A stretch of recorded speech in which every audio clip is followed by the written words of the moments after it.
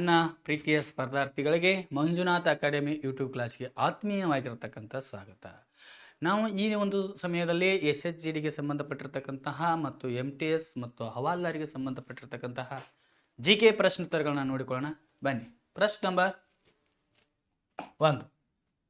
1 ಹೀಗಿದೆ. ಸ್ವಾತಂತ್ರ್ಯ ಹೋರಾಟದ ಸಮಯದಲ್ಲಿ ರವೀಂದ್ರನಾಥ್ ಟ್ಯಾಗೋರ್ ತಮ್ಮ ನೈಟ್ ಹುಡ್ ಪದವಿಯನ್ನು ಯಾವುದಕ್ಕಾಗಿ ತ್ಯಜಿಸಿದರು? ಆಪ್ಷನ್ ಎ ರೀ ಬಂಗಾಳದ ವಿಭಜನೆ, ಆಪ್ಷನ್ ಬಿ ಜಲಿಯನ್ ವಾಲಾಬಾಗ್ ಹತ್ಯಾಕಾಂಡ, ಆಪ್ಷನ್ ಸಿ ಭಗತ್ ಸಿಂಗ್, ರಾಜ್ಗುರು ಮತ್ತು ಸುಖದೇವ್ ಅವರನ್ನು ಗಲ್ಲಿಗೇರಿಸಲಾಯಿತು, ಆಪ್ಷನ್ ಡಿ ಇವುಗಳಲ್ಲಿ ಯಾವುದೂ ಅಲ್ಲ. ಹಾಗಾದರೆ ಇದಕ್ಕೆ ಸರಿಯಾಗಿರ್ತಕ್ಕಂಥ ಉತ್ತರ ನೋಡ್ರಿ, ಇದಕ್ಕೆ ಸರಿಯಾಗಿರ್ತಕ್ಕಂಥ ಉತ್ತರ ಆಪ್ಷನ್ ಬಿ ಜಲಿಯನ್ ವಾಲಾಬಾಗ್ ಹತ್ಯಾಕಾಂಡ ಅಂತಕ್ಕಂಥ ಒಂದು ಹೋರಾಟ ನಡೀತಿತ್ತು ನೋಡ್ರಿ. ಅದಕ್ಕೆ ನಮ್ಮ ರವೀಂದ್ರನಾಥ್ ಟ್ಯಾಗೋರ್ ಅವರು ತಮಗ ನೀಡಿರ್ತಕ್ಕಂತಹ ನೈಟ್ ಹುಡ್ ಪದವಿಯನ್ನ ಏನ್ ಮಾಡ್ತಾರ, ಬ್ರಿಟಿಷರಿಗೆ ನೀಡಿದರು 1919ರಲ್ಲಿ. ಯಾಕಪ್ಪ ಅಂದ್ರೆ 1919ರಲ್ಲಿ ಏನಾಗ್ತೈತಪ್ಪ ಅಂದ್ರೆ ಜಲಿಯನ್ ವಾಲಾಬಾಗ್ ಅಂತಕ್ಕಂಥ ಹತ್ಯಾಕಾಂಡ ನಡೀತೈತಿ ನೋಡ್ರಿ. ಈ ಜಲಿಯನ್ ವಾಲಾಬಾಗ್ ಅಂತಕ್ಕಂಥ ಹತ್ಯಾಕಾಂಡ ನಡೀತದ. ಇದರಲ್ಲಿ ನಮ್ಮ ಭಾರತದ ಹಲವು ಜನರು ಸಹ ಸಾವನ್ನಪ್ತಾರ ನೋಡ್ರಿ. ಯಾವಾಗ 1919ರಲ್ಲಿ ರೌಲತ್ ಕಾಯ್ದೆಯನ್ನ ಜಾರಿಗೆ ತರ್ತಾರ ನೋಡ್ರಿ. ರೌಲತ್ ಕಾಯ್ದೆಯನ್ನ ಜಾರಿಗೆ ತರುವುದರ ಮೂಲಕ ರೌಲತ್ ಕಾಯ್ದೆ ಅಂದ್ರೆ ಏನಪ್ಪಾ ಅಂದ್ರ ಸಂಶಯ ಬಂದಿರತಕ್ಕಂಥ ಯಾವುದೇ ವಿಚಾರಣೆಗೆ ವಿಚಾರಣೆಗೆ ಒಳಪಡಿಸದೆ ಬಂಧಿಸುವುದಾಗಿತ್ರಿ. ಆ ಕಾಯ್ದೆಯನ್ನ ರೌಲತ್ ಕಾಯ್ದೆ ಅಂತ ಕರಿತಾ ಇದ್ದಾರೆ. ಅದನ್ನ ಸರ್ ರೌಲಟ್ನ ಮಾರ್ಗದರ್ಶನದಲ್ಲಿ ತರ್ತಾರ್ರಿ. ರೌಲಟ್ನ ಮಾರ್ಗದರ್ಶನದಲ್ಲಿ ಆ ಕಾಯ್ದೆಯನ್ನ ತರ್ತಾರ. ಸಂಶಯ ಬಂದಿರತಕ್ಕಂಥ ಯಾವುದೇ ವ್ಯಕ್ತಿಯನ್ನ ವಿಚಾರಣೆಗೆ ಒಳಪಡಿಸದೆ ಬಂಧಿಸುವುದಾಗಿತ್ತು. ಅದರ ಜೊತೆಗೆ ಏನ್ ಆಗಿತ್ತಪ್ಪ ಅಂದ್ರೆ ಆ ಬಂಧಿಸಿರ್ತಕ್ಕಂತಹ ವ್ಯಕ್ತಿಗೆ ಯಾವುದೇ ನ್ಯಾಯಾಧೀಶರನ್ನ ನೇಮಿಸಿಕೊಳ್ಳುವ ಹಾಗಿರಲಿಲ್ಲ. ಆ ಕಾಯ್ದೆ ರೌಲತ್ ಕಾಯ್ದೆ ಆಗಿತ್ತು. ಇದರ ಸಲುವಾಗಿ ಏನು ಮಾಡ್ತಾರಪ್ಪ ಅಂದ್ರೆ ನಾವಿಲ್ಲಿ ಸವಿಸ್ತಾರವಾಗಿ ನೋಡಬೇಕಾದ್ರೆ ಈ 1919ರ ರೌಲತ್ ಕಾಯ್ದೆಯಲ್ಲಿ ನಾವು ನೋಡುವಾಗ ಏನಾಗ್ತದಪ್ಪ ಅಂದ್ರೆ ಹಲವು ವ್ಯಕ್ತಿಗಳನ್ನ ಬಂಧಿಸ್ತಾರ. ಹಾಗಾದ್ರೆ ಈ ಒಂದು ಕಾಯ್ದೆಯಲ್ಲಿ ಯಾರ್ಯಾರನ್ನ ಬಂಧಿಸಿರ್ತಾರಪ್ಪ? ಪ್ರಮುಖವಾಗಿ ಸೈಫುದ್ದೀನ್ ಕಿಚ್ನೋ, ಆ ನಂತರ ಯಾರಪ್ಪ ಅಂದ್ರೆ ಡಾಕ್ಟರ್ ಸತ್ಯಪಾಲ ಅಂತ ನೋಡ್ತಾ ಇದ್ದೀವಿ. ಡಾಕ್ಟರ್ ಸತ್ಯಪಾಲ ಅಂತಕ್ಕಂಥವ್ರು ನೋಡ್ತಾ ಇದ್ದೀವಿ. ಇವರನ್ನ ಬಂಧಿಸಿದಾಗ ಗಾಂಧೀಜಿಯವರ ನೇತೃತ್ವದಲ್ಲಿ ನಮ್ಮ ಭಾರತದವ್ರು ಏನ್ ಮಾಡ್ತಾರಪ್ಪ ಅಂದ್ರೆ ಇವರನ್ನ ಬಿಡುಗಡೆ ಮಾಡಿ ಅಂತ ಸಭೆ ಸೇರ್ತಾರ. ಅದೇ 1919 ನೋಡ್ತಾ ಇದ್ದೀವಿ. ಹಾಗಾದ್ರೆ 1919ರಲ್ಲಿ ನೋಡ್ರಿ ಅಮೃತ್ಸರದ ಜಲಿಯನ್ ವಾಲಾಬಾಗ್ ಎಂಬಲ್ಲಿ ಸಭೆಯನ್ನ ಸೇರ್ತಾರೆ. ಶಾಂತ ರೀತಿಯಿಂದ ನಮ್ಮ ನಾಯಕರನ್ನ ಬಿಡುಗಡೆ ಮಾಡಿ ಅಂತ ಸಭೆ ಸೇರಿರ್ತಾರ. ಆದ್ರೆ ಆ ಸಮಯದಲ್ಲಿ ಶಾಂತ ರೀತಿಯಿಂದ ಸಭೆ ಸೇರಿದಾಗ ನಿಷ್ಕಾರಣವಾಗಿ ಯಾವುದೇ ಒಂದು ದಯೆ ಇಲ್ಲದೆ ಅಮೃತ್ಸರದ ಜನರಲ್ ಡಯರ್ ಅಂತಕ್ಕಂಥವನು ಏನು ಮಾಡ್ತಾನಪ್ಪ ಅಂದ್ರೆ ಜನರಲ್ ಡಯರ್ ಅಂತಕ್ಕಂಥವ ಗುಂಡಿನ ದಾಳಿಯನ್ನ ಏನು ಮಾಡಿಬಿಟ್ಟ, ಹಾರಿಸಿ ಬಿಟ್ಟ. ಹಾಗಾಗಿ ನಮ್ಮ ಪ್ರಜೆಗಳೆಲ್ಲರೂ, ಭಾರತದ ಪ್ರಜೆಗಳೆಲ್ಲರೂ ದಿಕ್ಕು ಪಾಲಾಗಿ ಹೋಗ್ತಾರ. ಅದರಲ್ಲಿ ಏನಪ್ಪಾ ಅಂದ್ರೆ 375ಕ್ಕೂ ಹೆಚ್ಚು ಜನರು ಏನಾಗಿದ್ದಾರಪ್ಪ ಅಂದ್ರೆ ಮರಣವನ್ನ ಹೊಂದಿದರು ಅಂತ ನೋಡ್ತಾ ಇದೀವಿ. ಇಂತಹ ಒಂದು ಏನಪ್ಪಾ ಅಂದ್ರೆ ಸಂದಿಗ್ಧ ಒಂದು ಪರಿಸ್ಥಿತಿ ನಮ್ಮ ಭಾರತದ ಪ್ರಜೆಗಳಿಗೆ ಬಂತು. ಇದರಿಂದ ಮನ ನೊಂದಿರ್ತಕ್ಕಂಥ ಹಲವು ರಾಷ್ಟ್ರ ನಾಯಕರು ಬ್ರಿಟಿಷರು ತಮಗೆ ನೀಡಿರ್ತಕ್ಕಂತಹ ಪದವಿಗಳನ್ನ ಏನ್ ಮಾಡ್ತಾರೆ, ರದ್ದು ಮಾಡ್ತಾರೆ, ಅಥವಾ ಬ್ರಿಟಿಷ್ ಸರ್ಕಾರಕ್ಕೆ ಏನ್ ಮಾಡಿಬಿಡ್ತಾರ, ಕೊಟ್ಟು ಬಿಡ್ತಾರ. ಅದರಲ್ಲಿ ಪ್ರಮುಖವಾಗಿ ನಮ್ಮ ರವೀಂದ್ರನಾಥ್ ಟ್ಯಾಗೋರ್ ಸರ್ ಅವರು ಸಹ ಏನ್ ಮಾಡ್ತಾರಪ್ಪ ಅಂದ್ರೆ ಬ್ರಿಟಿಷರು ತಮಗೆ ನೀಡಿರ್ತಕ್ಕಂತಹ ನೈಟ್ ಹುಡ್ ಪ್ರಶಸ್ತಿಯನ್ನ ಏನ್ ಮಾಡಿದ್ರಿ, ತ್ಯಜಿಸಿದ್ರು. ಎದರ ಸಲುವಾಗಿ? ಅದು ಜಲಿಯನ್ ವಾಲಾಬಾಗ್ ಎಂಬ ಹತ್ಯಾಕಾಂಡದ ಸಲುವಾಗಿ. ಹಾಗಾದ್ರೆ ಇದರ ಜೊತೆಗೆ ನಮ್ಮ ಮಹಾತ್ಮ ಗಾಂಧೀಜಿಯವರಿಗೂ ಸಹ ಏನ್ ಮಾಡಿರ್ತಾರಪ್ಪ ಅಂದ್ರೆ ನೋಡ್ರಿ, ಕೈಸರ್ ಹಿಂದ್ ಕೈಸರ್ ಹಿಂದ್ ಅಂತಕ್ಕಂಥ ಪ್ರಶಸ್ತಿಯನ್ನ ನೀಡಿರ್ತಾರ. ಅದನ್ನು ಸಹ ನಮ್ಮ ಗಾಂಧೀಜಿಯವರು ಏನ್ ಮಾಡ್ತಾರಪ್ಪ ಅಂದ್ರೆ ಅವರಿಗೆ ನೀಡಿಬಿಟ್ರು ಅಂತ ನೋಡ್ತಾ ಇದ್ದೀವಿ. ಹೌದ್ರಿ? ಹಾಗಾದ್ರೆ ನೆಕ್ಸ್ಟ್ ಬನ್ನಿ, ಪ್ರಶ್ನೆ ನಂಬರ್ 2 ನೋಡ್ರಿ. ಪ್ರಶ್ನೆ ನಂಬರ್ 2 ಹೀಗಿದೆ ನೋಡ್ರಿ. ಈ ಕೆಳಗಿನ ಯಾವ ಬಂಗಾಳಿ ನಾಟಕವು ಬಹುಪತ್ನಿತ್ವದ ವಿರುದ್ಧ ನಿರ್ದೇಶಿಸಲ್ಪಟ್ಟಿದೆ? ಆಪ್ಷನ್ ಎ ನೋಡ್ರಿ, ಭಾನುಮತಿ ಚಿತ್ತ ವಿಕಾಸ. ಆಪ್ಷನ್ ಬಿ, ಕುಲಿನ ಕುಲ ಸರ್ವಸ್ವ. ಆಪ್ಷನ್ ಸಿ, ವಿಧವಾ ವಿವಾಹ. ಆಪ್ಷನ್ ಡಿ, ನವನಾಟಕ. ಹಾಗಾದ್ರೆ ಇದಕ್ಕೆ ಸರಿಯಾಗಿರ್ತಕ್ಕಂಥ ಉತ್ತರ ಯಾವುದಪ್ಪ ಅಂದ್ರೆ ಆಪ್ಷನ್ ಬಿ, ಕುಲಿನ ಕುಲ ಸರ್ವಸ್ವ ಅಂತೇಳಿ ನೋಡ್ತಾ ಇದೀವಿ. ಆದ್ರೆ ಈ ಕುಲಿನ ಕುಲ ಸರ್ವಸ್ವ ಅಂತಕ್ಕಂಥ ಬಂಗಾಳಿ ಭಾಷೆಯಲ್ಲಿರ್ತಕ್ಕಂಥ ನಾಟಕ ಏನು ಮಾಡ್ತೈತಪ್ಪ ಅಂದ್ರೆ ಬಂಗಾಳಿ ಭಾಷೆಯಲ್ಲಿರ್ತಕ್ಕಂಥ ಈ ನಾಟಕ ಬಹುಪತ್ನಿತ್ವದ ವಿರುದ್ಧ, ಅಂದ್ರ ಇಬ್ಬರು ಹೆಂಡರು ಅವ್ರಿಗಿಂತ ಹೆಚ್ಚಿನ ಹೆಂಡರನ್ನ ಹೊಂದಿರತಕ್ಕಂಥ ಪದ್ಧತಿ ನಮ್ಮ ಭಾರತದಲ್ಲಿ ರಾಜ್ಯ ಮನೆತನದಲ್ಲಿ ಜಾರಿಯಲ್ಲಿ ಇತ್ತು. ಹಾಗಾದ್ರೆ ಅದರ ವಿರುದ್ಧ ಸಹ ಏನ್ ಮಾಡ್ತಾ ಇದ್ರಪ್ಪ ಅಂದ್ರೆ ಒಂದು ನಾಟಕವನ್ನ ಪ್ರದರ್ಶನ ಮಾಡಲಾಯಿತು. ಅದ ನಾಟಕ ಯಾವ್ದಪ್ಪ ಅಂದ್ರೆ ಕುಲಿನ ಕುಲ ಸರ್ವಸ್ವ ಅಂತಕ್ಕಂಥ ನಾಟಕವನ್ನ ಮಾಡುವುದರ ಮೂಲಕ ಜನರಲ್ಲಿ ಜನಜಾಗೃತಿಯನ್ನು ಮೂಡಿಸಿ ಈ ಬಹುಪತ್ನಿತ್ವದ ವಿರುದ್ಧ ಏನು ಮಾಡ್ತಾರಪ್ಪ ಅಂದ್ರೆ ಹೋರಾಟ ಮಾಡಲ್ಪಟ್ಟಿರ್ತಕ್ಕಂಥ ಒಂದು ನಿರ್ದೇಶಿಸಲ್ಪಟ್ಟಿರ್ತಕ್ಕಂಥ ನಾಟಕ ಕುಲಿನ ಸರ್ವಸ್ವ ಅಂತ ನೋಡ್ತಾ ಇದೀವಿ. ಗೊತ್ತಿರಬೇಕ್ರಿ, ವಿಧವಾ ಪುನರ್ವಿವಾಹ ಅಂತಕ್ಕಂಥದ್ದನ್ನ 1829ರಲ್ಲಿ ಸಹ ಪ್ರಯತ್ನ ಮಾಡಿದ್ರು. ಅದರಲ್ಲಿ ಪ್ರಮುಖವಾಗಿ ಏನಾಗ್ತೈತಪ್ಪ ಅಂದ್ರೆ ಸತಿ ಸಹಗಮನ ಪದ್ಧತಿಯನ್ನು ಸಹ ನಿಷೇಧ ಮಾಡಲಾಯಿತು. ಸತಿ ಸಹಗಮನ ಪದ್ಧತಿ ಗೊತ್ತಿರಬೇಕ್ರಿ. ಸತಿ ಸಹಗಮನ ಪದ್ಧತಿಯನ್ನ ನಿರ್ಮೂಲನೆ ಮಾಡಿರ್ತಂತ ಗವರ್ನರ್ ಜನರಲ್ ಯಾರಂದಾಗ ಸರ್ ವಿಲಿಯಂ ಬೆಂಟಿಂಕ್ ಅಂತ ನೋಡ್ತಾ ಇದೀವಿ.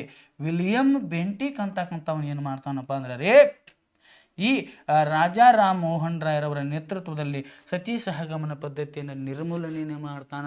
ವಿಧವಾ ಪುನರ್ವಿವಾಹಕ ಬೆಂಬಲವನ್ನ ಕೊಡ್ತಾನ.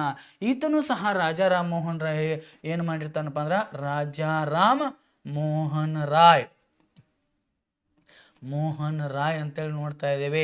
ಹೌದಲ್ರಿ? ಹಾಗಾದ್ರೆ ಈತನು ಸಹ ಬಹುಪತ್ನಿತ್ವದ ವಿರುದ್ಧ ಹೋರಾಟವನ್ನ ಮಾಡಿದ.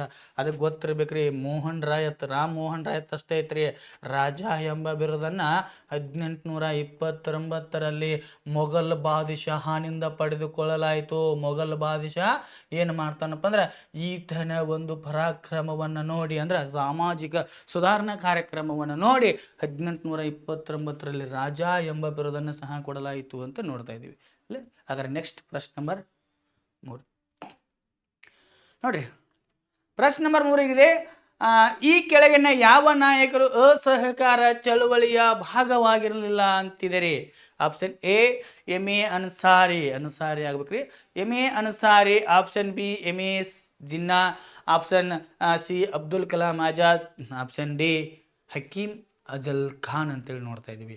ಹಾಗಾದ್ರೆ ಇದಕ್ಕೆ ಸರಿಯಾಗಿರ್ತಕ್ಕಂಥ ಉತ್ತರ ಯಾವುದಪ್ಪ ಅಂದ್ರೆ ಎಂ.ಎ. ಜಿನ್ನಾ ಅಂದಾಗ ಮೊಹಮ್ಮದ್ ಅಲಿ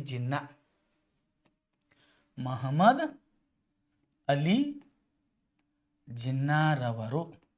ನೋಡ್ರಿ, ಇಲ್ಲಿ ನೋಡುವಾಗ ಅಸಹಕಾರ ಚಳುವಳಿ ಗೊತ್ತಿರ್ಬೇಕ ಪ್ರಶ್ನೆ.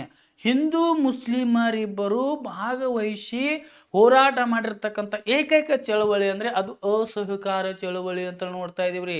ಗೊತ್ತಿರ್ಬೇಕ್ರಿ. ಹಾಗಾದ್ರೆ ಇದರಲ್ಲಿ ಭಾಗವಹಿಸದ ಒಬ್ಬ ಮುಸ್ಲಿಂ ವ್ಯಕ್ತಿ ಅಂದ್ರೆ ಅದು ಮೊಹಮ್ಮದ್ ಅಲಿ ಜಿನ್ನಾ ಅವ್ರಂತ ನೋಡ್ತಾ ಇದ್ದೀವಿ. ಹಾಗಾದ್ರೆ ಎಂ.ಎ. ಅನ್ಸಾರಿ ಅವರು ಭಾಗವಹಿಸಿದಾರ, ಆಮೇಲೆ ಅಬ್ದುಲ್ ಕಲಾಂ ಆಜಾದ್ ಅವರು ಭಾಗವಹಿಸಿದಾರ, ಹಕೀಂ ಅಫಜಲ್ ಖಾನ್ ರವರು ಭಾಗವಹಿಸಿದಾರ. ಭಾಗವಹಿಸಿದ ವ್ಯಕ್ತಿ ಎಂ.ಎ. ಜಿನ್ನಾರ್ ಅವರಂತ ನೋಡ್ತಾ ಇದ್ದೀವಿ. 1906ರಲ್ಲಿ ಮುಸ್ಲಿಂ ಲೀಗ್ ಸ್ಥಾಪನೆ ಆಗ್ತದೆ. ಗೊತ್ತಿರ್ಬೇಕ್ರಿ ನಿಮಗ. ಈ ಮುಸ್ಲಿಂ ಲೀಗ್ ಸ್ಥಾಪನೆ ಆದಾಗ ಇದಕ್ಕೆ ಬೆಂಬಲವನ್ನ ಸೂಚಿಸದ ವ್ಯಕ್ತಿ ಯಾರಂತ ಪ್ರಶ್ನೆ ಕೇಳಿದ್ರೆ ಅದು ಮೊಹಮ್ಮದ್ ಅಲಿ ಜಿನ್ನಾರಿ. ಬೇಡ, ನಮಗೆ ಮುಸ್ಲಿಮರ ಒಂದು ಸಾಮ್ರಾಜ್ಯ ಬೇಡ, ನಾವೆಲ್ಲರೂ ಹಿಂದೂ ಮುಸ್ಲಿಮರು ಐಕ್ಯತೆಯಿಂದಿದ್ದೇವೆ. ನೋಡ್ರಿ, ಉದಾಹರಣೆ ನಮ್ಮ ಗಾಂಧೀಜಿಯವರ ಜೊತೆಗೆ ನೋಡ್ರಿ ಎಂತ ಒಂದು ಬಾಂಧವ್ಯವನ್ನ ಮೊಹಮ್ಮದ್ ಅಲಿ ಜಿನ್ನಾ, ಸರ್ದಾರ್ ವಲ್ಲಭಾಯಿ ಪಟೇಲ್, ಜವಾಹರ್ಲಾಲ್ ನೆಹರು, ಅದು ಮೊಹಮ್ಮದ್ ಅಲಿ ಜಿನ್ನಾನು ಸಹ ಏನ್ ಮಾಡಿದ ಅಂತಂದ್ರೆ ಉತ್ತಮವಾಗಿರ್ತಕ್ಕಂತಹ ಒಂದು ಬಾಂಧವ್ಯವನ್ನ ಹೊಂದಿದ್ರಿ. ಹೊಂದಿದ. ಆದರೆ ಏನಾಗ್ತೈತಪ್ಪ ಅಂದ್ರೆ ಯಾವಾಗ ಪ್ರತ್ಯೇಕ ಮುಸ್ಲಿಂ ರಾಷ್ಟ್ರ ಬೇಕಂತೇಳಿ ಅವಾಗ ಬೇಡಿಕೆ ಬರ್ತೈತೆ ನೋಡ್ರಿ, ಅವಾಗ ನಮಗೆ ಪ್ರತ್ಯೇಕ ಮುಸ್ಲಿಂ ರಾಷ್ಟ್ರ ಬೇಕು ಅಂತಕ್ಕಂತಹ ಬೇಡಿಕೆಯನ್ನು ಸಹ ಯಾರಿರ್ತಾರಪ್ಪ ಅಂದ್ರೆ ಈ ಮೊಹಮ್ಮದ್ ಅಲಿ ಜಿನ್ನಾ ಇಡ್ತಾನ. ಅದರ ಸಲುವಾಗಿ ಅಸಹಕಾರ ಚಳವಳಿಯಲ್ಲಿ ಭಾಗವಹಿಸುವುದಿಲ್ಲ. ಅಸಹಕಾರ ಚಳವಳಿ ಅಂದಾಗ ಗೊತ್ತಿರಬೇಕ್ರಿ, 1920ರಲ್ಲಿ ಅಸಹಕಾರ ಚಳವಳಿ ಅಂತಕ್ಕಂಥದ್ದು ನಡೀತದ. ಅದಕ್ಕೆ ಯಾರು ಭಾಗವಹಿಸಲಿಲ್ಲರಿ? ಮೊಹಮ್ಮದ್ ಅಲಿ ಜಿನ್ನಾರವರು ಭಾಗವಹಿಸಲ್ಲ. ಹಾಗಾದ್ರೆ ಇದಕ್ಕೆ ಸರಿಯಾಗಿರ್ತಕ್ಕಂಥ ಉತ್ತರ ಎಮ್ ಎ ಜಿನ್ನಾರವರು ಅಂತೇಳಿ ನೋಡ್ತಾ ಇದ್ದೀವಿ. ನೆಕ್ಸ್ಟ್ ರೀ ಪ್ರಶ್ನೆ ನಂಬರ್ 4. ನೋಡ್ರಿ ಪ್ರಶ್ನೆ ನಂಬರ್ 4 ಇದೆ, ಸತ್ಯಶೋಧಕ ಸಮಾಜದ ಸಂಸ್ಥಾಪಕರು ಯಾರು? ಆಪ್ಷನ್ ಎ ರೀ Atmaram Pandurang, option B Gopal Hari Deshmukh, option C M J Ranade, option D Jyotiba Phule ರೀ. ಹಾಗಾದ್ರೆ ಇದಕ್ಕೆ ಸರಿಯಾಗಿರ್ತಕ್ಕಂಥ ಉತ್ತರ ಆಪ್ಷನ್ ಡಿ ಜ್ಯೋತಿಬಾ ಫುಲೆರವರು. ಸತ್ಯಶೋಧಕ ಸಮಾಜವನ್ನು ಸ್ಥಾಪನೆ ಮಾಡಿದವರು ಯಾರಪ್ಪ ಅಂದ್ರೆ ರೀ ಜ್ಯೋತಿಬಾ ಫುಲೆರವರು. ಜ್ಯೋತಿಬಾ ಫುಲೆ, ಹೌದ್ರಿ ಜ್ಯೋತಿಬಾ ಫುಲೆ ಅವರಂತ ನೋಡ್ತಾ ಇದೀವಿ. ಹಾಗಾದ್ರೆ ಈ ಜ್ಯೋತಿಬಾ ಫುಲೆ ಯಾವಾಗ ಸತ್ಯಶೋಧಕ ಸಮಾಜವನ್ನು ಸ್ಥಾಪನೆ ಮಾಡ್ತಾರೆ ನೋಡ್ರಿ, ಇದನ್ನ ನಾವು ಬ್ರಾಹ್ಮಣ್ಯೇತರ ಸಂಸ್ಥೆಗಳು, ಬ್ರಾಹ್ಮಣ್ಯೇತರ ಸಂಸ್ಥೆಗಳು ಅಂತ ಕರಿತಾ ಇದ್ದೇವೆ, ಸಂಸ್ಥೆ ಅಂತ ಕರಿತಾ ಇದ್ದೇವೆ. ಅದನ್ನು ಸ್ಥಾಪನೆ ಮಾಡಿ ಹಿಂದುಳಿದಿರ್ತಕ್ಕಂಥ ಜನರಿಗೆ ಒಂದು ಒಳ್ಳೆಯ ಸ್ಥಾನಮಾನ ತಂದು ಕೊಡ್ತಕ್ಕಂಥ ಪ್ರಯತ್ನವನ್ನು ಮಾಡುವ ಸಲುವಾಗಿ ಗುಲಾಮಗಿರಿ ಅಂತಕ್ಕಂಥ ಪತ್ರಿಕೆ ನೋಡ್ರಿ, ಗುಲಾಮಗಿರಿ. ಈ ಗುಲಾಮಗಿರಿಯ ಬಗ್ಗೆ ಮಾಹಿತಿಯನ್ನು ತಿಳಿಸಿ ಗುಲಾಮಗಿರಿಯಿಂದ ಹೊರಗೆ ಬನ್ನಿರಿ ಜನರನ್ನ ಪ್ರಚೋದಿಸಿರ್ತಕ್ಕಂಥ ವ್ಯಕ್ತಿ ಜ್ಯೋತಿಬಾ ಫುಲೆರವರಾಗಿದ್ದಾರೆ. ಅವರು ಸ್ಥಾಪನೆ ಮಾಡಿರ್ತಕ್ಕಂಥ ಸಮಾಜ ಸತ್ಯಶೋಧಕ ಸಮಾಜ. ಗೊತ್ತಿರ್ಬೇಕ್ರಿ, ಜ್ಯೋತಿಬಾ ಫುಲೆರವರ ಹೆಂಡತಿ ಸಾವಿತ್ರಿಬಾಯಿ ಫುಲೆ ರೀ, ಸಾವಿತ್ರಿಬಾಯಿ ಫುಲೆ ಅಂತೇಳಿ ನೋಡ್ತದೆ. ಅವರು ಸಹ ಇದಕ್ಕೆ ಏನು ಮಾಡ್ತಾರಪ್ಪ ಅಂದ್ರೆ ಸಾಂತ್ವನವನ್ನು ನೀಡ್ತಾರ. ಗೊತ್ತಿರ್ಬೇಕ್ರಿ, ಸಾವಿತ್ರಿಬಾಯಿ ಫುಲೆಯನ್ನ ಭಾರತದ ಮೊಟ್ಟ ಮೊದಲ ಮಹಿಳಾ ಶಿಕ್ಷಕಿ, ಭಾರತದ ಮೊಟ್ಟ ಮೊದಲ ಮಹಿಳಾ ಶಿಕ್ಷಕಿ ಅಂದ್ರೆ ಯಾರಪ್ಪ ಅಂದ್ರೆ ರೀ ಮಹಿಳಾ ಶಿಕ್ಷಕಿ, ಮೊದಲ ಮಹಿಳಾ ಶಿಕ್ಷಕಿ ಅಂತ ಕರಿತಾ ಇದೀವಿ. ಅವ್ರು ಯಾರಪ್ಪ ಅಂದ್ರೆ ರೀ ಸಾವಿತ್ರಿಬಾಯಿ ಫುಲೆ. ನೋಡ್ರಿ 1863ರಲ್ಲಿ ಏನು ಮಾಡ್ತಾರಪ್ಪ ಅಂದ್ರೆ ನಡೀತಕ್ಕಂಥ ಶಿಶು ಹತ್ಯಾ ಪ್ರಕಾರಗಳನ್ನ ತಡೆಗಟ್ಟುವಂತ ಒಂದು ಪ್ರಯತ್ನವನ್ನ ಸಾವಿತ್ರಿಬಾಯಿ ಫುಲೆ ಅವರು ಮಾಡ್ತಾರ. ಹೆಣ್ಣು ಮಕ್ಕಳನ್ನ ರಕ್ಷಣೆ ಮಾಡ್ಲಿಕ್ಕೆ ಹೊರಟಿರ್ತಕ್ಕಂಥ ಒಬ್ಬರ ವ್ಯಕ್ತಿ ಅಂದಾಗ ಅವರು ಸಾವಿತ್ರಿಬಾಯಿ ಫುಲೆ ರೀ, ಹೌದಲ್ರಿ. ಈ ರೀತಿಯಾಗಿ ನಾವು ನೋಡ್ತಾ ಇದ್ದೀವಿ. ಏನಪ್ಪಾ ಅಂದ್ರೆ ರೀ ಜ್ಯೋತಿಬಾ ಫುಲೆ ಅವರ ಹೆಂಡತಿಯಾಗಿರ್ತಕ್ಕಂತಹ ಸಾವಿತ್ರಿಬಾಯಿ ಫುಲೆ ಅವರು. ಹಾಗಾದ್ರೆ ಜ್ಯೋತಿಬಾ ಫುಲೆ ಅವರು ಸತ್ಯಶೋಧಕ ಸಮಾಜವನ್ನು ಸಹ ಏನು ಮಾಡ್ತಾರ ಸ್ಥಾಪನೆಯನ್ನ ಮಾಡಿದ್ರು ಅಂತ ನೋಡ್ತಾ ಇದ್ದೀವಿ. ನೆಕ್ಸ್ಟ್ ಪ್ರಶ್ನೆ ನಂಬರ್ 5. ಪ್ರಶ್ನೆ ನಂಬರ್ 5 ನೋಡ್ರಿ, ಮಹಾತ್ಮ ಗಾಂಧಿ ಮತ್ತು ಅವರ ಪುರಾಣಗಳು ಈ ಪುಸ್ತಕದ ಲೇಖಕರು ಯಾರು? Option A Dominique Lapierre, option B Mark Shepard, option C Minoo Masani, option D ಮೇಲಿನ ಯಾವುದೂ ಅಲ್ಲ ಅಂತೇಳಿ ನೋಡ್ತಾ ಇದೀವಿ. ಗೊತ್ತಿರ್ಬೇಕ್ರಿ, ಇದಕ್ಕೆ ಸರಿಯಾಗಿರ್ತಕ್ಕಂಥ ಉತ್ತರ ಆಪ್ಷನ್ ಬಿ ರೀ ಮಾರ್ಕ್ ಶೆಪರ್ಡ್ ರವರು ಏನು ಮಾಡ್ತಾರಪ್ಪ ಅಂದ್ರೆ ರೀ ಮಹಾತ್ಮ ಗಾಂಧಿ ಮತ್ತು ಅವರ ಪುರಾಣಗಳು ಎಂಬ ಒಂದು ಕೃತಿಯನ್ನ ರಚನೆ ಮಾಡಿದರು. ಹಾಗಾದ್ರೆ ಮಹಾತ್ಮ ಗಾಂಧಿ ಅಂತಕ್ಕಂಥ ಕೃತಿಯನ್ನ ರಚನೆ ಮಾಡಿದವರು ಯಾರು? ಕಮೆಂಟ್ ಮಾಡಿ ನೋಡೋಣ. ಮಹಾತ್ಮ ಗಾಂಧಿ ಅಂತಕ್ಕಂತಹ ಒಂದು ಕೃತಿಯನ್ನ ಯಾರು ರಚನೆ ಮಾಡಿದರು ನೋಡ್ರಿ? ಯಾರಿ? ಡೊನಾಲ್ಡ್ ರವರು ಏನ್ ಮಾಡ್ತಾರಪ್ಪ ಅಂದ್ರೆ ರಚನೆ ಮಾಡ್ತಾರ. ಇದು ಗೊತ್ತಿರ್ಬೇಕ್ರಿ, ಮಹಾತ್ಮ ಗಾಂಧಿ ಅಂತೇಳಿ ಡೊನಾಲ್ಡ್ ಅವರು ರಚನೆ ಮಾಡಿದ್ರ. ಮಹಾತ್ಮ ಗಾಂಧಿ ಮತ್ತು ಅವರ ಪುರಾಣಗಳು ಅಂತಕ್ಕಂಥದ್ದನ್ನ ಮಾರ್ಕ್ ಶೆಪರ್ಡ್ ರವರು ರಚನೆ ಮಾಡ್ತಾರ. ಗೊತ್ತಿರ್ಬೇಕ್ರಿ, ಮಹಾತ್ಮ ಗಾಂಧೀಜಿಯವರು ಸಹ ಹರಿಜನ ಉದ್ಧಾರರಾಗಿದ್ದರು ಅಂತೇಳಿ ನೋಡ್ತಾ ಇದ್ದೀವಿ, ಹೌದಲ್ರಿ. ಆ ರೀತಿಯಾಗಿ ನಾವು ಮಹಾತ್ಮ ಗಾಂಧೀಜಿಯವರು ಸಹ ಸ್ವತಂತ್ರ ಹೋರಾಟಕ್ಕಾಗಿ ಹೋರಾಡಿರ್ತಕ್ಕಂಥ ವ್ಯಕ್ತಿ. ಇವರನ್ನ ರಾಷ್ಟ್ರಪಿತ ಅಂತೇಳಿ ಕರೀತಾ ಇದ್ದೀವಿ. ರಾಷ್ಟ್ರಪಿತ ಮಹಾತ್ಮ, ಹೌದಲ್ರಿ. ಆ ನಂತರ ಏನಪ್ಪಾ ಬಾಪೂಜಿ, ಈ ರೀತಿಯಾಗಿರ್ತಕ್ಕಂಥ ಹೆಸರನ್ನು ಹೊಂದಿರತಕ್ಕಂಥ ಗಾಂಧೀಜಿಯವರ ಬಗ್ಗೆ ಪ್ರಮುಖವಾಗಿರ್ತಕ್ಕಂತಹ ಒಂದು ನೋಡ್ರಿ ಮಹಾತ್ಮ ಗಾಂಧಿ ಮತ್ತು ಅವರ ಪುರಾಣಗಳು ಎಂಬ ಪುಸ್ತಕವನ್ನು ಬರೆದಿರ್ತಕ್ಕಂಥವ್ರು ಮಾರ್ಕ್ ಶೆಪರ್ಡ್ ಅವರಾಗಿದ್ದಾರೆ ಅಂತ ನೋಡ್ತಾ ಇದ್ದೀವಿ. ಹಾಗಾದರೆ ನನ್ನ ಪ್ರೀತಿಯ ಸ್ಪರ್ಧಾರ್ಥಿಗಳೇ, ಈಗ SSGDಗೆ ಸಂಬಂಧಪಟ್ಟಿರ್ತಕ್ಕಂತಹ MTSಗೆ ಸಂಬಂಧಪಟ್ಟಿರ್ತಕ್ಕಂತಹ ಹವಾಲ್ದಾರ್ಗೆ ಸಂಬಂಧಪಟ್ಟಿರ್ತಕ್ಕಂಥ GK ಪ್ರಶ್ನೋತ್ತರಗಳನ್ನು ನೋಡ್ತಾ ಇದ್ದೀವಿ. ಹಾಗಾದರೆ ಮೊದಲ ಬಾರಿಗೆ ನಮ್ಮ ವಿಡಿಯೋವನ್ನು ವೀಕ್ಷಿಸ್ತಾ ಇದ್ದರೆ ದಯವಿಟ್ಟು ನಮ್ಮ ವಿಡಿಯೋಕ್ಕೆ ಒಂದು ಲೈಕ್ ಮಾಡಿ, ಸಬ್ಸ್ಕ್ರೈಬ್ ಮಾಡಿ, ಅದೇ ರೀತಿಯಾಗಿ ಈ ವಿಡಿಯೋನ ನಿಮ್ಮ ಸ್ನೇಹಿತರಿಗೂ ಸಹ ಶೇರ್ ಮಾಡಿ.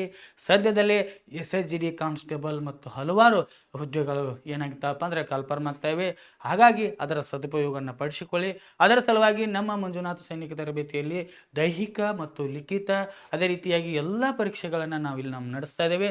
ಹಾಗಾದರೆ ತಾವು ಯಾರಾದರೂ ಇಲ್ಲಿ ಅಡ್ಮಿಷನ್ ಮಾಡಬೇಕಾದ್ರೆ ನಮ್ಮ ಈ ಒಂದು ನೋಡ್ರಿ ಡಿಸ್ಪ್ಲೇ ಮೇಲೆ ಏನಾಗ್ತಾ ಇದೆ ಯಾವ್ದು ಬರ್ತಾ ಇದಲ್ಲ ಆ ನಂಬರ್ಗೆ ಕರೆ ಮಾಡಿ ಬಂದು ಇಲ್ಲೇನು ಮಾಡಿರಿ ಅಡ್ಮಿಷನ್ ಮಾಡ್ಕೊಳ್ಳಿ. ಹಾಗಾದರೆ ನೆಕ್ಸ್ಟ್ ರೀ ಪ್ರಶ್ನೆ ನಂಬರ್ 6. ಪ್ರಶ್ನೆ ನಂಬರ್ 6 ನೋಡ್ರಿ, ಯಾವ ವರ್ಷದಲ್ಲಿ ಇಂಪೀರಿಯಲ್ ರೆಕಾರ್ಡ್ಸ್ ಇಲಾಖೆ ಸ್ಥಾಪನೆಯಾಯಿತು? ಇದನ್ನು ಈಗ ಭಾರತದ ರಾಷ್ಟ್ರೀಯ ಆರ್ಕಿಡ್ಸ್ ಎಂದು ಕರೆಯಲಾಗುತ್ತದೆ ಅಂದಾಗ ನೋಡ್ರಿ ಯಾವಾಗ ಇದು ಸ್ಥಾಪನೆ ಆಗ್ತದೆ ಅಂದಾಗ ಆಪ್ಷನ್ ಎ 1885 ರೀ, option B 1886, option C 1889, option D 1891.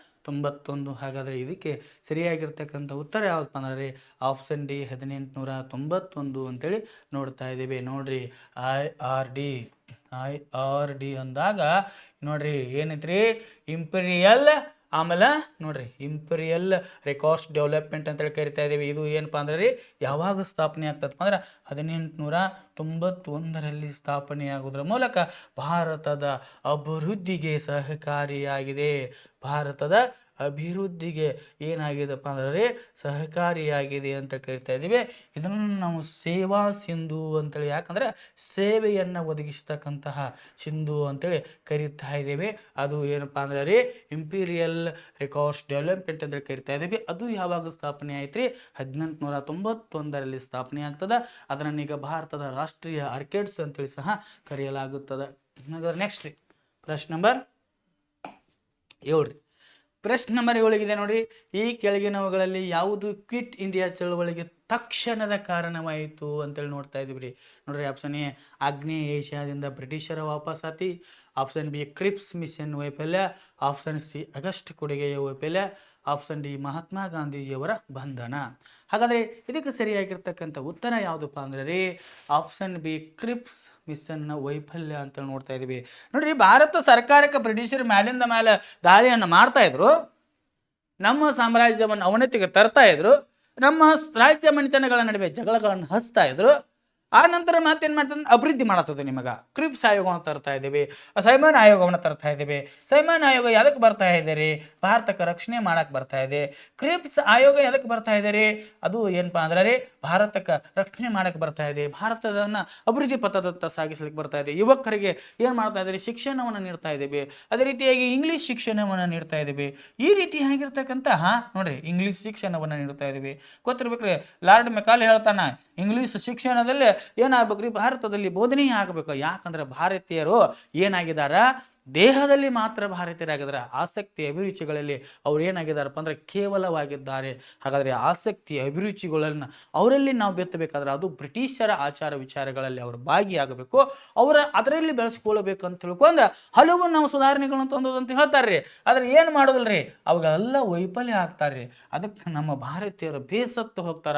ಕೊನೆಯದಾಗಿ ಕ್ರಿಪ್ಸ್ ಮಿಷನ್ ಅಂತಕ್ಕಂಥದನ್ನ ತಂದ ಅದನ್ನು ಸಹ ಭಾರತಕ್ಕೆ ಅಭಿವೃದ್ಧಿ ಮಾಡಕ್ ಬಂದದು, ಭಾರತ ಜನರಿಗೆ ಅನುಕೂಲ ಆಗ್ತದೆ ಅಂತೇಳಿ ಸಹ ಏನ್ ಮಾಡ್ತಾರ ಹಲವು ಏನ್ ಮಾಡ್ತಾರಪ್ಪ ಅಂದ್ರೆ ಭರವಸೆಯನ್ನ ಕೊಡ್ತಾರ. ಆದರೂ ಸಹ ಅದು ವೈಫಲ್ಯ ಆಗ್ತದ. ಇದೇ ನಮ್ಮ ಭಾರತೀಯರಿಗೆ ಸಿಟ್ಟು ತಂದ್ಬಿಡ್ತೀರಿ. ಏನ್ರಿ ಅಭಿವೃದ್ಧಿ ಮಾಡಿದ ನಂತರ ನಮ್ಮನ್ನ ಏನ್ ಮಾಡ್ತಾ ಇದಾರ ಅನಾವಶ್ಯಕವಾಗಿ ಬಳಸ್ಕೊಳ್ತಾ ಇದ್ದಾರೆ.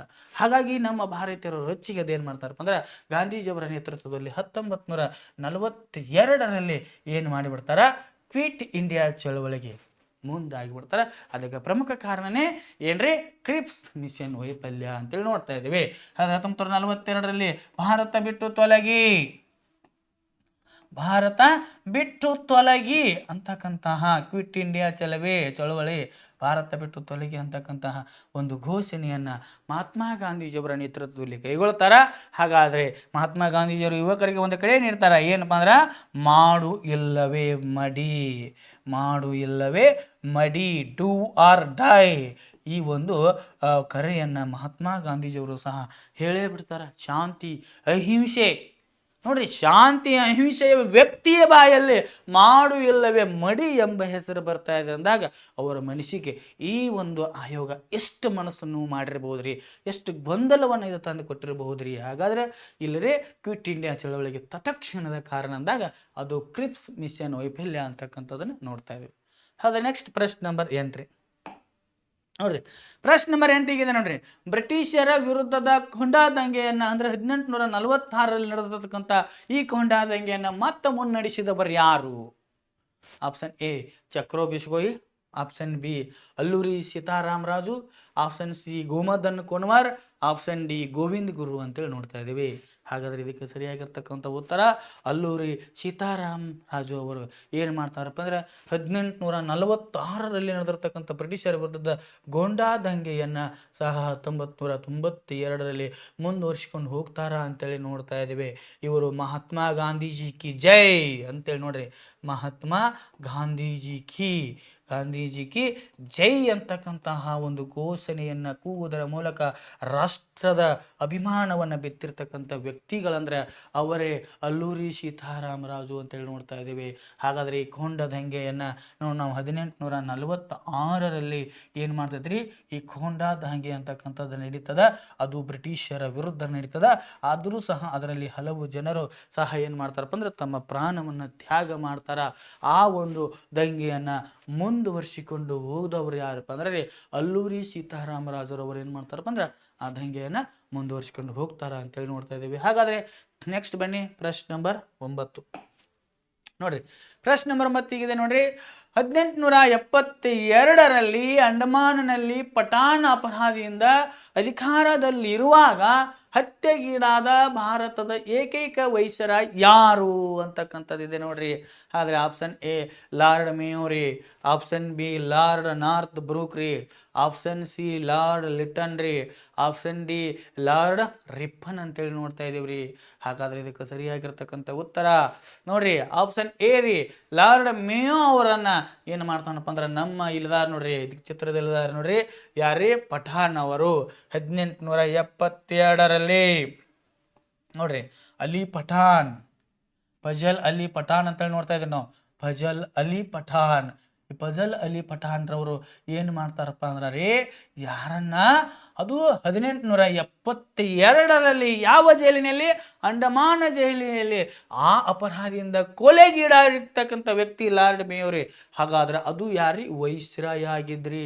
ಒಬ್ಬ ಸಾಮಾನ್ಯ ವ್ಯಕ್ತಿ, ಜೈಲಿನಲ್ಲಿರ್ತಕ್ಕಂಥ ವ್ಯಕ್ತಿ, ಅಪರಾಧಿ ವ್ಯಕ್ತಿ ಈ ವೈಸ್ರಾಯನನ್ನು ಕೊಲ್ಲು ಹಂತಕ್ಕೆ ಬಂದಾನಂದಾಗ ಈ ಮೇಯೋ ಯಾವ ರೀತಿಯಾಗಿರ್ತಕ್ಕಂತಹ ಆಡಳಿತವನ್ನು ನಮ್ಮ ಭಾರತದಲ್ಲಿ ನಡೆಸಿರಬಹುದ್ರಿ.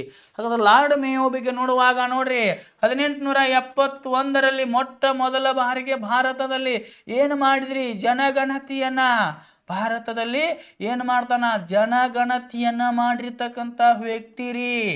ಜನಗಣತಿಯನ್ನ ಪ್ರಾರಂಭಿಸಿರ್ತಕ್ಕಂಥ ವ್ಯಕ್ತಿ 1871ರಲ್ಲಿ ಅಂತೇಳಿ ನೋಡ್ತಾ ಇದೀವ್ರಿ. ಹಾಗಾದ್ರೆ 71ರಲ್ಲಿ ಜನಗಣತಿಯನ್ನು ನಡೆಸ್ತಾನ, 72ರಲ್ಲಿ ಈತನ ಹತ್ಯೆ ಆಗ್ತದ ಅಂತೇಳಿ ಸಹ ನಾವು ನೋಡ್ತಾ ಇದ್ದೀವಿ.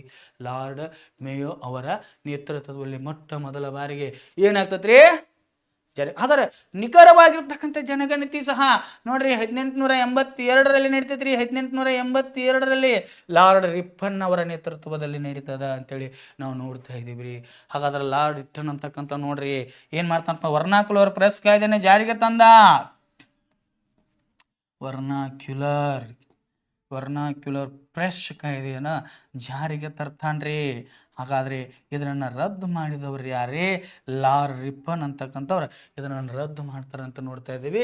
ಹಾಗಾದ್ರೆ 1872ರಲ್ಲಿ ಅಂಡಮಾನ್ನಲ್ಲಿ ಪಠಾಣ್ ಅಪರಾಧಿಯಿಂದ ಅಧಿಕಾರದಲ್ಲಿರುವಾಗಲೇ ಹತ್ಯೆಗೀಡಾಗಿರ್ತಕ್ಕಂಥ ಭಾರತದ ಏಕೈಕ ವೈಸ್ರಾಯ್ ಅಂದಾಗ ಲಾರ್ಡ್ ಮೇಯೋರ್ ಏನಾದ್ರೆ ಹತ್ಯೆಗೀಡಾದರು ಅಂತೇಳಿ ನೋಡ್ತಾ ಇದ್ದೀವಿ. ಹಾಗಾದ್ರೆ ನೆಕ್ಸ್ಟ್ ರೀ ಪ್ರಶ್ನೆ ನಂಬರ್ 10 ರೀ. ನೋಡ್ರಿ ಪ್ರಶ್ನೆ ನಂಬರ್ 10, ಯಾವ ಒಪ್ಪಂದದ ಪ್ರಕಾರ ಮರಾಠರು ತಮ್ಮ ಪ್ರಾಯೋಗಿಕ ಸ್ವಾತಂತ್ರ್ಯವನ್ನ ಕಳೆದುಕೊಂಡರು ಅಂತೇಳಿ ನೋಡ್ತಾ ಇದೀವ್ರಿ.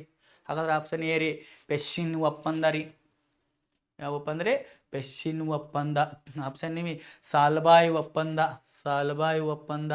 ಆಪ್ಷನ್ ಸಿ ವಾಂಟಾ ಒಪ್ಪಂದ. ಆಪ್ಷನ್ ಡಿ ಡಿಯೋಗಾಂವ್ ಒಪ್ಪಂದ ಅಥವಾ ದೇವಗಾಂವ್ ಒಪ್ಪಂದ ಅಂತ ಕರೀತಾರೆ, ಅದನ್ನು ದೇವಗಾಂವ ಒಪ್ಪಂದ ಅಂತೇಳಿ ಕರೀತಾ ಇದ್ದೇವೆ. ಹಾಗಾದರೆ ಇಲ್ಲಿ ಮರಾಠರು ಯಾವ ಒಪ್ಪಂದದ ಪ್ರಕಾರ ತಮ್ಮ ಪ್ರಾಯೋಗಿಕ ಸ್ವಾತಂತ್ರ್ಯವನ್ನೇ ಕಳೆದುಕೊಳ್ತಾರೆ ನೋಡ್ರಿ? ಅದಕ್ಕೆ ಸರಿಯಾಗಿರ್ತಕ್ಕಂಥ ಉತ್ತರ ಆಪ್ಷನ್ ಎ, ಬೆಸ್ಸಿನ್ ಒಪ್ಪಂದದ ಪ್ರಕಾರ 1802ರಲ್ಲಿ ಏನು ಮಾಡ್ತಾರಪ್ಪ ಅಂದ್ರೆ ತಮ್ಮ ಒಂದು ಪ್ರಾಯೋಗಿಕ ಸ್ವಾತಂತ್ರ್ಯವನ್ನು ಕಳೆದುಕೊಳ್ತಾರ ಅಂತೇಳಿ ನೋಡ್ತಾ ಇದ್ದೀವಿ. ಹಾಗಾದ್ರೆ ಮೊದಲ ಆಂಗ್ಲೋ ಮರಾಠ ಯುದ್ಧ ನಡೆದಿರ್ತಕ್ಕಂಥದ್ರಿ 1875ರಿಂದ 1882 ಅಂತೇಳಿ ನೋಡ್ತಾ ಇದ್ದೀವಿ ರೀ. ಆ ನಂತರ ಎರಡನೇದಾಗಿ 1803ರಿಂದ 1805 ಅಂತೇಳಿ ನೋಡ್ತಾ ಇದ್ದೀವಿ ರೀ. ಮೂರನೇ ಆಂಗ್ಲೋ ಮರಾಠ ಯುದ್ಧ 1817ರಿಂದ 1818 ಅಂತೇಳಿ ನೋಡ್ತಾ ಇದ್ದೀವಿ ರೀ.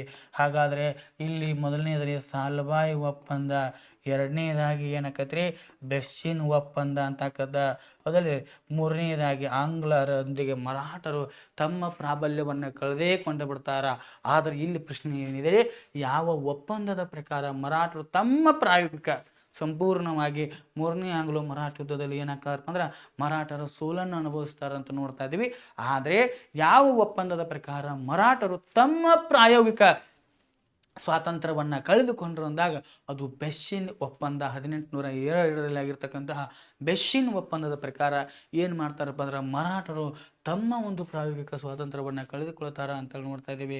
ಅದಾಗ ಮೊದಲನೇದಾಗಿ ನಡೆದಿರ್ತಕ್ಕಂಥದ್ದು 1875ರಿಂದ 82, ಎರಡನೇದಾಗಿ ನಡೆದಿರ್ತಕ್ಕಂಥದ್ದು 1803ರಿಂದ 1805 ಮೂರನೇದಾಗಿ ನಡೆದಿರ್ತಕ್ಕಂಥದ್ದು 1817ರಿಂದ 1818 ಇಲ್ಲಿಗೆ ಮರಾಠ ಸಾಮ್ರಾಜ್ಯವನ್ನು ಅಂತ್ಯಗೊಳಿಸಿ ಏನು ಮಾಡ್ತಾರಪ್ಪ ಅಂದ್ರೆ ತಮ್ಮ ಒಂದು ಪ್ರಾಬಲ್ಯವನ್ನು ಮುಂದುವರಿಸಿಕೊಂಡು ಹೋದರು ಅಂತೇಳಿ ನಾವು ನೋಡ್ತಾ ಇದ್ದೀವಿ. ಹಾಗಾದರೆ ನನ್ನ ಪ್ರೀತಿಯ ಸ್ಪರ್ಧಾರ್ಥಿಗಳೇ, ಇಲ್ಲಿಯವರೆಗೆ ನಾವು ಜಿಕೆಗೆ ಸಂಬಂಧಪಟ್ಟಿರ್ತಕ್ಕಂಥ 10 ಪ್ರಶ್ನೆ ಉತ್ತರಗಳನ್ನು ನೋಡಿಕೊಂಡೆವು.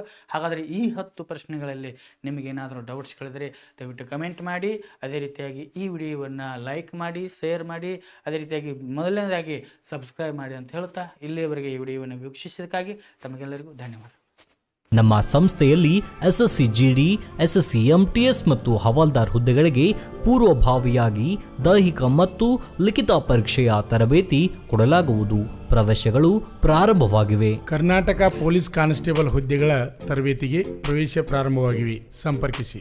ಪಾಲಕರ ಆಶೀರ್ವಾದ, ಯುವಕರ ಪ್ರೋತ್ಸಾಹದಿಂದ ಸರ್ಕಾರದಿಂದ ಮಾನ್ಯತೆ ಪಡೆದು ಕರ್ನಾಟಕದಲ್ಲಿ ಯಶಸ್ವಿಯಾಗಿ 21ನೇ ವರ್ಷದಲ್ಲಿ ಮುನ್ನಡೆಯುತ್ತಿರುವ ಸಂಸ್ಥೆಯಿಂದ ಇಂಡಿಯನ್ ಆರ್ಮಿಯಲ್ಲಿ Agniveer, general duty, tradesman, army assistant officer, store keeper ಮತ್ತು ಟೆಕ್ನಿಕಲ್ ಹುದ್ದೆಗಳಿಗೆ ಅಗ್ನಿವೀರ ಇಂಡಿಯನ್ ಆರ್ಮಿಯನ್ನ ಸೇರಬಯಸುವ ಅಭ್ಯರ್ಥಿಗಳಿಗೆ ಪೂರ್ವಭಾವಿಯಾಗಿ ಕಂಪ್ಯೂಟರ್ ಬೇಸ್ಡ್ ಎಕ್ಸಾಮ್ ಹಾಗೂ ದೈಹಿಕ ಪರೀಕ್ಷೆಗಳಿಗೆ ತರಬೇತಿ ನೀಡಲಾಗುವುದು. ವುಮೆನ್ ಮಿಲಿಟರಿ, ಪೊಲೀಸ್, ಸ್ಟೇಟ್ ಹಾಗೂ ಸೆಂಟ್ರಲ್ ಪೊಲೀಸ್ ಕಾನ್ಸ್ಟೇಬಲ್ ಹಾಗೂ SSC GD, BSF, CRPF, Assam rifles, ITBP, CISF, SSB ಹಾಗೂ ಮುಂದೆ ನಡೆಯುವ ಅಗ್ನಿವೀರ ಆರ್ಮಿ ರ್ಯಾಲಿಗೆ ಪುರುಷ ಹಾಗೂ ಮಹಿಳಾ ಅಭ್ಯರ್ಥಿಗಳಿಗೆ ತರಬೇತಿ ಕೊಡಲಾಗುವುದು. ಹಾಸ್ಟೆಲ್ ಸೌಲಭ್ಯ ಕೂಡ ಇರುತ್ತೆ. ಸಂಪರ್ಕಿಸಿ ಶ್ರೀ ಮಂಜುನಾಥ ಸೈನಿಕ ತರಬೇತಿ ಕೇಂದ್ರ, ಮೂಡಲ್ಗಿ, ತಾಲೂಕು ಮೂಡಲ್ಗಿ, ಜಿಲ್ಲೆ ಬೆಳಗಾವಿ, ರಾಜ್ಯ ಕರ್ನಾಟಕ. ಪ್ರವೇಶ ಪ್ರಾರಂಭವಾಗಿದೆ.